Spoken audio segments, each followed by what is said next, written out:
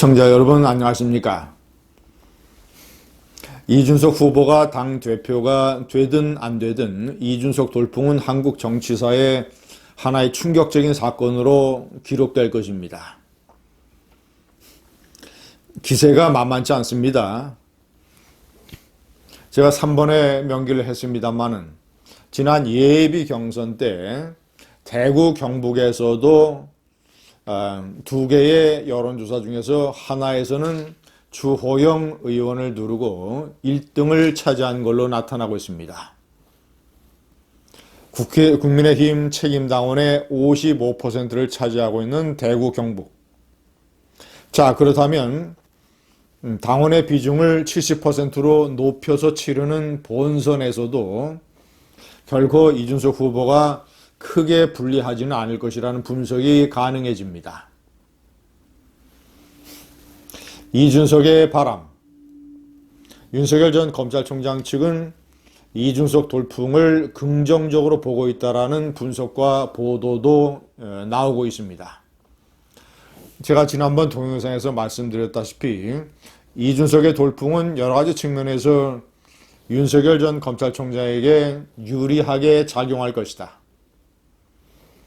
내년도 대통령 선거에서 무조건 정권을 탈환해 와야 된다고 생각하는 반문재인 국민들, 그 국민들이 이번에 정권 탈환의 교두보라고 할 수 있는 당대표 경선에서 무조건 대통령 선거에 도움이 되는 쪽으로 투표를 하려고 하는 경향이 나타나고 있습니다. 저는 이것을 원칙 투표, 명분 투표보다 전략 투표의 현상이 심해지고 있다. 이런 식으로 정리를 하고 있습니다. 원칙 투표, 명분 투표라는 것은 과연 그 후보가 국민의힘 당대표가 될 만한 자질과 자격과 경험과 경륜을 갖추고 있는가? 노장청을 아우를 수 있는 리더십을 가지고 있는가? 그래서 야권 통합을 쉽게 이루고 윤석열, 안철수 등을 끌어들이는 데에 상당한 능력을 발휘할 수 있을 것인가? 라고 하는 일반적이고 보편적인 원칙과 명분에 의한 투표보다는 무조건 그 후보가 다소 부족한다 하더라도, 경험이 많이 없다 하더라도, 당대표가 돼서 실수를 할지 모른다 하더라도 일단 젊고 새로운 사람을 당대표로 내세워 보자. 그래야만 2030과 중도층이 합쳐진다. 2030과 중도층의 도움 없이는 대통령 선거에서 이길 수 없다. 무조건 2012년 박근혜 후보가 김종인 비대위원장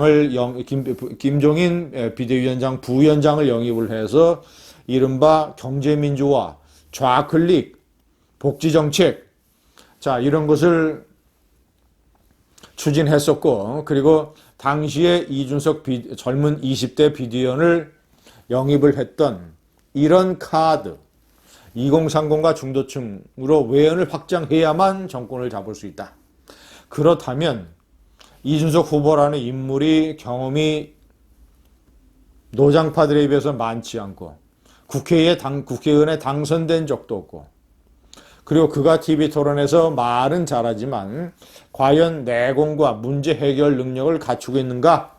라는 점에 관해서 의구심을 갖기보다는 일단 2030과 중도층이 좋아하는 새로운 후보라니까 당의 간판과 인물로 한번 내세워보자. 실수를 해도 어떻게 라는 식의 의식이 상당수의 유권자들의 마음속에 있는 것 아니겠는가.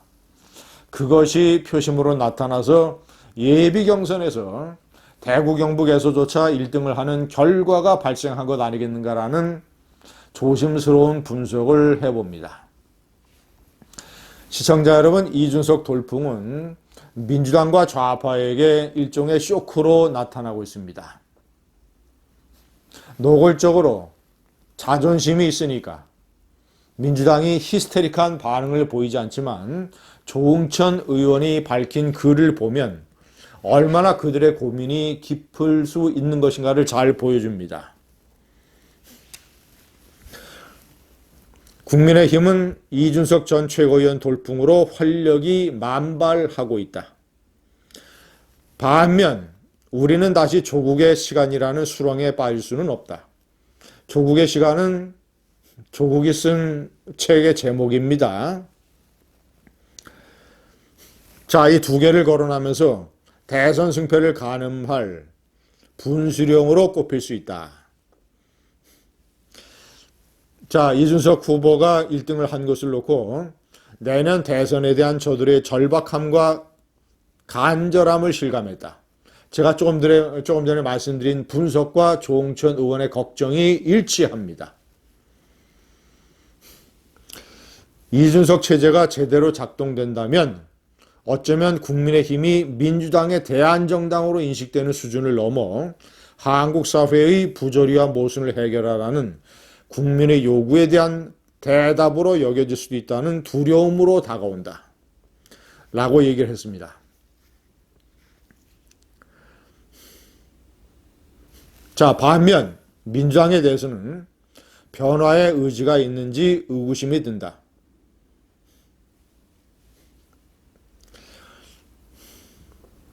(4.7) 재보궐선거의 패배 원인을 돌아보며 민심을 경청하는 프로젝트를 한창 진행하는 중 하필 선거 패배의 중요한 원인 제공자로 지목되는 분이 저서를 발간하는 건 우리 당으로서는 참 당혹스러운 일이다.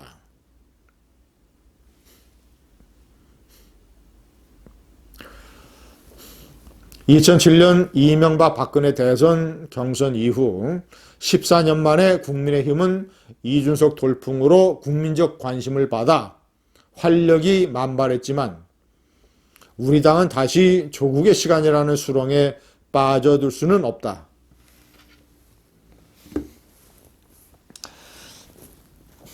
시청자 여러분, 조국에 대해서 가장 분노하는 노장 세대에 못지않게 화를 내고 있는 2030 세대, 특히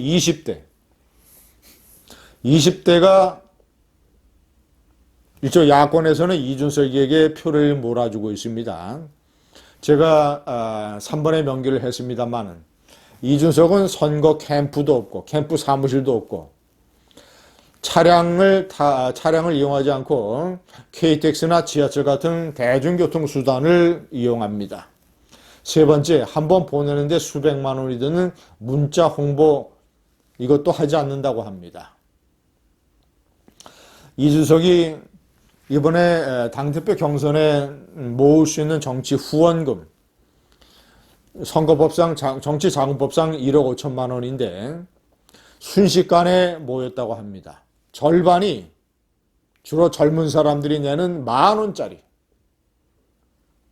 젊은 사람들의 SNS에는 내가 10,000원을 냈다라는 인증샷이 많이 올라오고 있다고 합니다.